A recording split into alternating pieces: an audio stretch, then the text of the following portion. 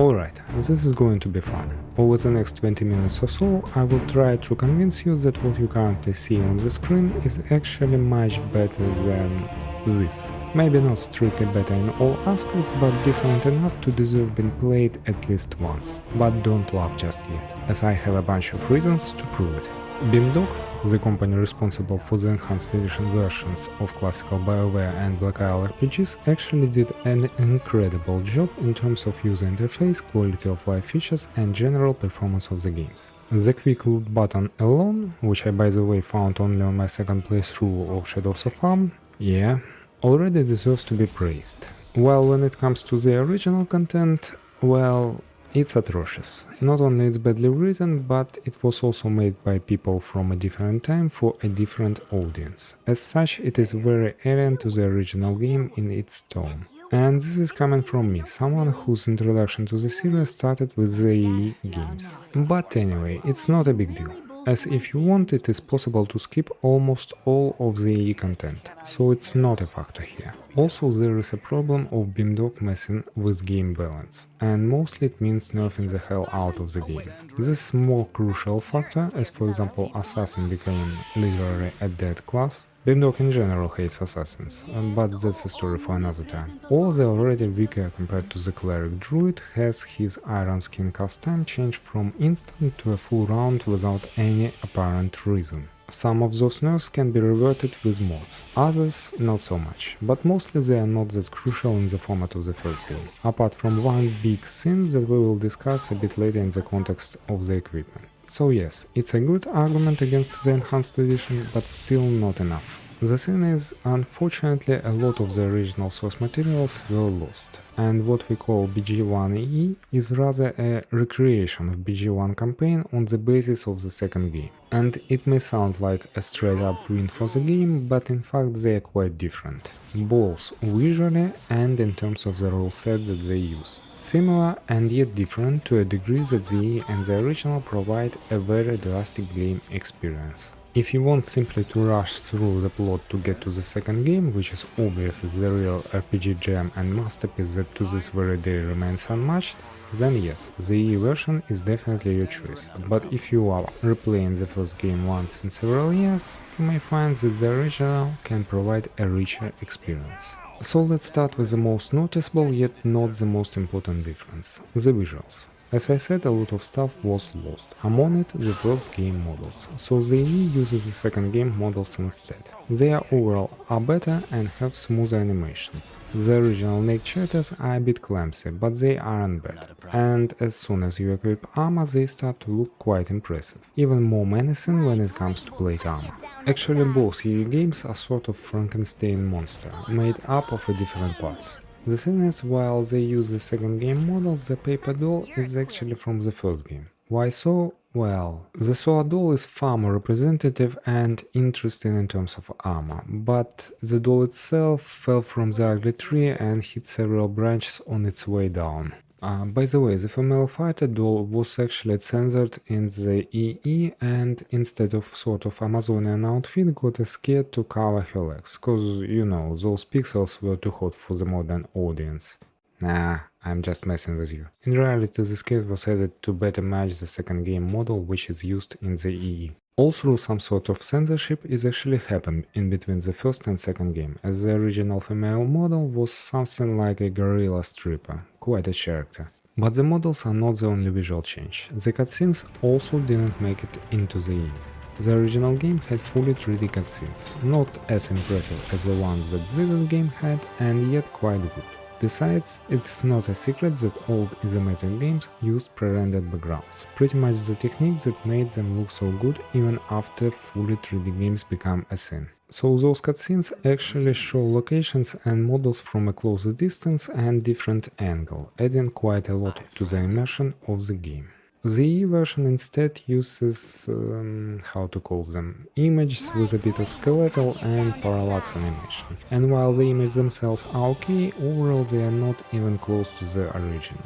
Besides, they use the original audio track, which simply don't fit now. For example, when in the bandit camp no kick a prisoner, now we see just a static image without any action. But that's not the worst part, which is the fact that only a handful of cutscenes were redrawn, and all the rest were simply, well, cut out. And there were quite a lot of them. Pretty much every noticeable location had its own introduction.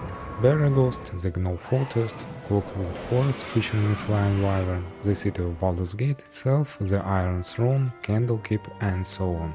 Then comes the rule change, which is the biggest part. First of all, it may seem that adding additional kits and dual wield is a big plus. But in reality, most of the kits require quite a high level for the bonuses to come into play, and BG1 is a low-level adventure. For example, an archer will get only +2 to tackle and damage by the end of the game, which is not a big deal. At the same time, he fully gives up any melee combat possibilities. Same goes for Kinsai, who simply makes no sense in the first game. On the other hand, some kits are not just straight up OP, which of course they are, but they actually make the game more shallow. Of course I'm speaking about Berserker, whose immunities allow a player to skip a lot of game mechanics entirely. Berserk is alright in the context of the second game, as it has a lot of stuff in it, but the first game is quite small in terms of levels, equipment and available mechanics. So, for example, with Enrage you don't need to use Corax and Protection from Petrification spell to deal with basilisks,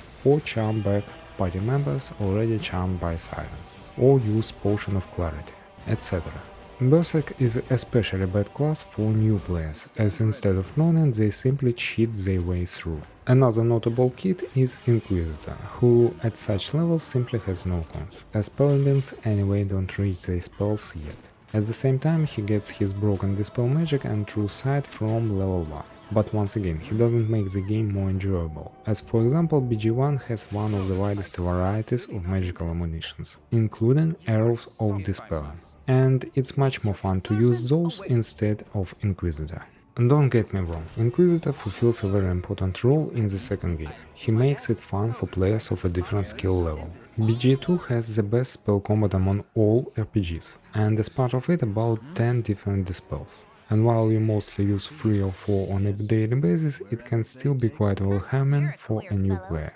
Or maybe you are just tired at the moment and don't want to toy with those right now. And this is exactly where Inquisitor comes in. As for the dual wield, it's no secret that overall it's the best combat style. But in the second game you have very strong magical two-handed weapons, which make it worth sacrificing a bit of DPS for their effect. Namely Soul River, also Casimir, but it's kinda overrated. The same is true for shields, with the Mirror Shield, the Shield of Baldur, and those that give elemental damage reduction. But in the first game there is nothing like that, which makes dual wield pretty much the only option. Besides, at such levels an additional attack provides about 30 to 75% extra damage, which is huge. But as I already said, BG1 is quite thin in terms of magical equipment. Most weapon groups have only one notable item, and some don't even have one. Like Schrona, Ashidina, the Dagger of Venom, which by the way is not so hard in the E that it's now simply a +2 dagger, and so on. Which means you will not even have two interesting weapons to dual wield, at least in the case of fighters, who will not be able to max high mastery and two weapon fighting style together, as it requires 7 points and they will have only 6. So it's a mastery plus 3 points in dual wield. 2 points is okay in the second game, but in the first one a -4 penalty to tackle is just too much. So what I'm trying to say is that the original game is the perfect place to enjoy shields and bows. For example, in a BG2 your fighting mage will have the maximum amount of attacks with bows, arrows and melee weapons, but the latter will simply deal more damage, while here a bow, especially with all those special arrows, is quite an option. The same goes for shields. The ability to equip a shield with your mage is quite a boon, which simply gets overshadowed by dual wield. And now it's time to speak about the first notable rule change, which is weapon proficiency groups. When I first played BG1E, I noted that there was very little character progression in terms of equipment. For example, you get Vax Chrono at the beginning, and that's it, you go with it till the end. And only after playing the original did I understand the part of this problem is that EA uses set of alien to it rules. In BG2, weapon groups mostly include only one weapon, which is totally fine for SOA, as it has a lot of equipment to play around with. But the original BG actually used quite wide groups. Large swords include long swords, bastard swords and two-handed swords at the same time. Small blades include daggers and short swords. And blunt weapons all hammers, maces, clubs and quarterstaff, etc.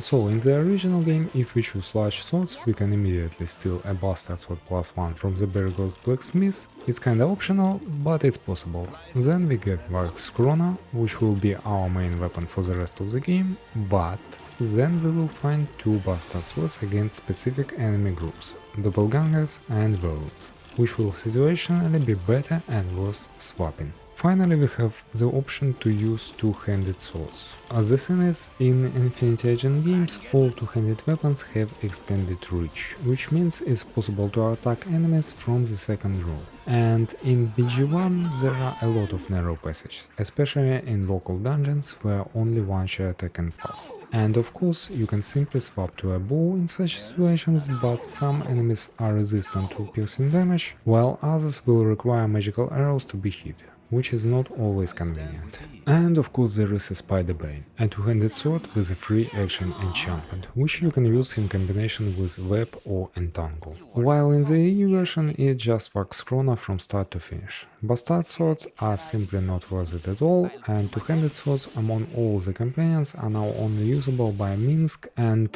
no, not Bull, Argentis, when in the original almost every fighter could use them. To be honest, in the EU version there were several weapons added, but they don't really make a difference. A long sword against undead and a bastard sword +1 with immunity to poison.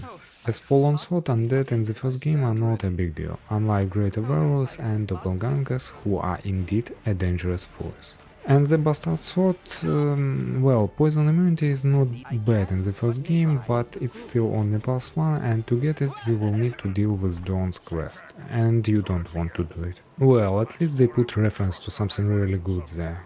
A blunt reference, and yet. For short blades the situation is even worse. In the original your progression looks like short sword +1, then a dagger +2, short sword +2, and then finally you buy the dagger of Venom, which despite the low base damage die of daggers deals about the same or even more damage than full-sized weapons through its poison. And of course poison is a very pleasant effect as it can interrupt enemy spellcast. Finally in the late game you will find a short sword +3, which in terms of damage is not better than dagger of Venom, but has better accuracy and bigger backstab numbers. Both properties are situationally quite useful. And now the EE version, short sword +1, short sword +2, and in the late game short sword +3. And that's it. Daggers are a trash tier now. Dagger of Venom, despite having an identical description, now applies poison about 2 times a year, on Christmas and as your birthday present. Most enemies are simply immune to poison now. Ironically, you will see poison applied mostly against spiders and other animals. And the worst part of all this is that Dagger of Venom is not just one of the few cool items in BG1, but it's also one of the few items that you can actually buy. And as such it gives value to gold in the game, because if there is nothing to buy, you don't really need money. And the same kind of goes for blunt weapons, as in the original every cleric has the option of swapping to quarterstaff and attacking from a relatively safe distance. Then we have the difference in thief skills. There are only 4 of them in the original: stealth, pickpockets, open locks and find traps. Also thieves get 20 skill points on level up compared to 25 in EE. So yes, you heard it right. Move silently and hide in shadows are 1 skill in the original. Why does it matter? Because once again the first game is a low-level adventure and you don't have a lot of points to max many skills. If you want to use backstab in the EE, pretty much your thief has no points for anything else. While in the original he can max stealth and find traps, and your warriors and mages will cover the locks. Another big rule difference concerns mages. Multiclass and pure mages are pretty much the same, but when it comes to dual classing, in the original it was possible to dual into a specialist mage. Should I explain how great it is? Even BG2, being a specialist, gives you quite a lot of additional spell slots, but in the first game, when we speak about low levels, having 2 specialists is like having 3 generalists in terms of slots. In EE, you dual class Iman, give you a Ring of Wizardry, and she has 2 level 1 spells. It's not much, but if you dual class her into an illusionist instead, suddenly she has 4 spells at level 1, and that is already something to play around with. And if you don't know which specialist to take, Conjurer is a default good choice, as he loses only Identify, which you can cover with the second mage, who probably should be illusionist. Necromancy has horror, but overall it's not particularly strong in the first game, so illusionist doesn't lose much. Now let's talk about some more brutal stuff of the original, but to be honest, it's not as scary as it may seem. There is no highlight interactable objects button. Yes, you heard it right. You need to manually scan object with the mouse, but there is this thing. Containers are located very logical. You see a chest and a barrel in the room, quickly swipe the mouse over them and it's done.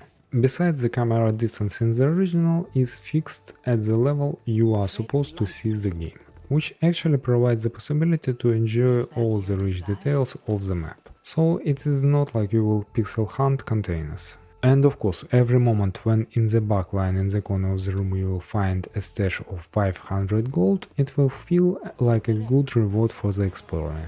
And now another one, which is even more brutal, but incredibly fun rule difference. In combat, there is no pause when you open the inventory. Tada! So yeah, your archer ran out of ammo. And now you have a choice. Swap to a melee weapon, simply continue without help from him, or risk opening the inventory to replenish his ammunition and as such lose view of the battlefield. The same is true for quick item build slots. In the second game they don't really matter much, as you can always drink a potion directly from the inventory, but here the choice of those 3 items suddenly matters. Overall it's very fun every time you realize that you forgot an antidote, and the battle pretty much ends one way or another while you are digging through your inventory. Ah yes, I almost forgot.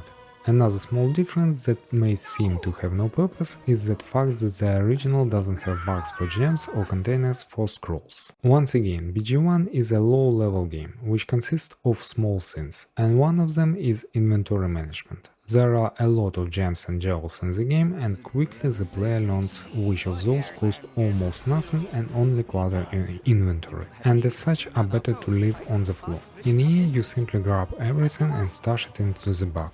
Finally, in the original there is not only no option to rest until fully healed, but also no option to automatically cast healing spells.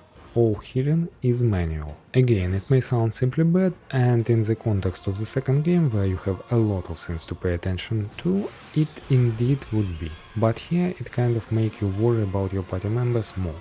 In EA they take damage, who cares? Press the rest button several times and they're as good as new. Here you will sort of pay for every oversight with the need to press the heal spell more times. Besides, in a way it determines your party composition. In EE you can run the whole game with only Jaheira without much problem, but here a second cleric is a necessity. So to summarize all of it, the original BG1 has its own unique game models, a different style and more cutscenes in quantity, better character development through wider equipment options, is friendlier for backstabbing thieves and all-class mages, and also there are several not mandatory minigame mechanics which add to game immersion that simply got trivialized in the EE version.